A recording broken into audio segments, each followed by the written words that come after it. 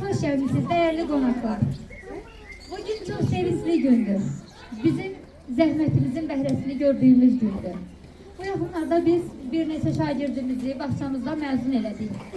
Mən bağça məqsədli mərkəz açmamışdım. Lakin mənim bilmirəm səmimiyyətimdən, bilmirəm 13 illik bağça müəllimi olmağımdan, bağçada işləməyimdən valideynlər ilhamlandı və mənə təklif edirdilər. Niyə bağça açmırsınız? Yəni sizlərin sayəsində mən bağça açmış olmuşam. Birinci açtığımız yer biraz balacaydı ama o kadar isti yuvaydı ki həmin yer, o kadar isti yuvaydı ki. Orada oldu uşaqlar gəldikcə, orada bir fidan əkdik, bir tum əkdik. O tum böyüdü, şaxələndi. Mən onu artıq oraya sığıştıra bilmirdim. Məcbur, həmin yerin yenə də yanında başka bir yuva açdım onlar üçün. Gözəl körpəbalarımız üçün. Bu yolda mənə çox dəstək olanlarım var, çox dəstək olanlarım var.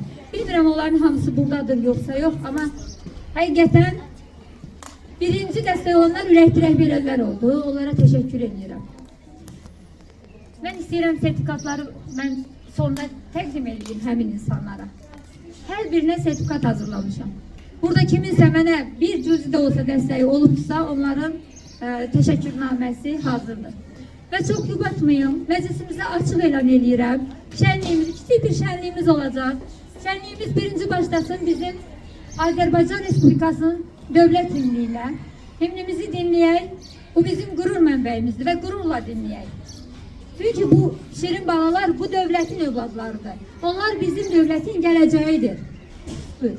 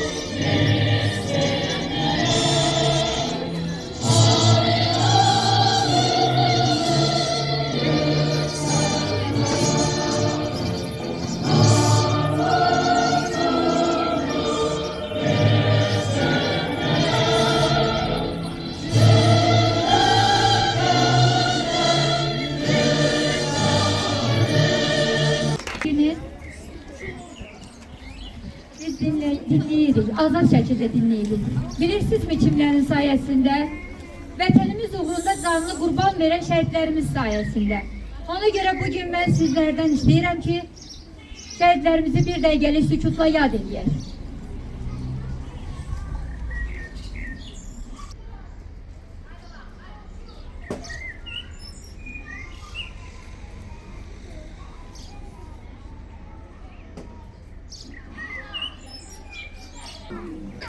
İlk olarak da Dağıl'ı dəvət edirəm. Qeyd edim ki, Sevdə xanım, Sevdə xanım İbrahimlinin eyni zamanda özünün müvafiq olub. Onun şəhid anonsmanını ifa edib, 6000'dən çox onun üçün video yığılıb şəhidlərimiz üçün. O mahnını yaptı. Çox sağ olun Sevdə xanım. Çox sağ olun. Mən Gülnar xanım təbrik edirəm sizi. Mən sizi tanıdığım gündən, Sevdə xanımı tanıdığım gündən o qədər zəhmətkeş bir xanım olduğunuzu görmüşəm. Sevdə xanım, sizi də təbrik edirəm. Mən yanıma gəlim. Gülnar xanım, inşallah buradakı bu ki uşaqları yığmışsınız, doğrudan gözəl işdir. Həm məsuliyyətlidir, həm gözəl işdir, həm də ümumiyyətlə gələcəkdə bu uşaqların təməli sizdən qoyulur. Mən bilirəm, inanıram və sizə güvənirəm. Bilirəm ki, bu uşaqların inşallah o koyduğunuz təməl ki var, bax bu gözəl müəllimələrimizlə bərabər, gözəl xanımlarla bərabər o təməli gözəl qoyacaqsınız, güclü qoyacaqsınız. Çünki siz elə bir xanımın evladısınız ki, Mən Sevda xanımı Sən Ağlama Şəhid Anası mahnısının müəllifi kimi tanıdım.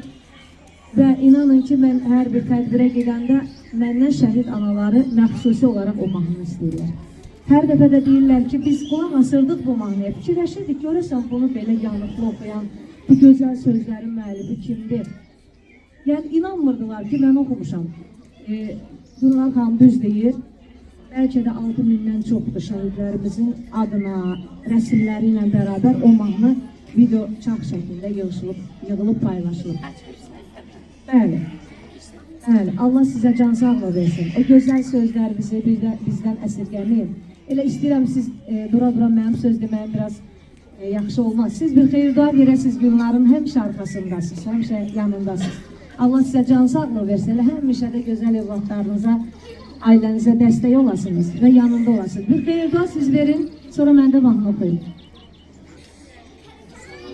Bize hoş gördük. Siz valideynler, Celal ailesi. Siz varsınız ki biz bugün bu kadar.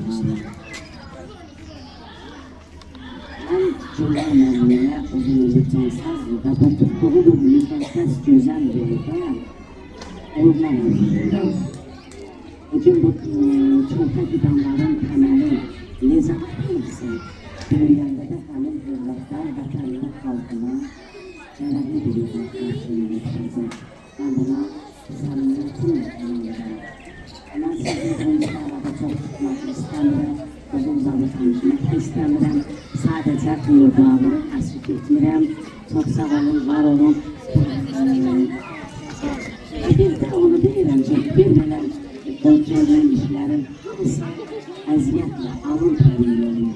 Bir ailənin çəkici bir yerə vurması olur ki, Gülnar xanımın arxasında onun həyat yoldaşı dayanır. Bir qadının arxasında əgər onun həyat yoldaşı dayanırsa güclü, əlbəttə o qadının zirvələrə doğru irəli gedəcək. Zirvələrə doğru irəli. Bir alqış gəlsin Sevda xanıma və o cümlədən Gülnar xanıma. Və mən bu yaxında Şuşaya getmişdim. Bir mahnı oxudum. İstəyirəm rəqsə dəvət edeyim sizi. Mən də sizlə bərabər rəqs edəcəm.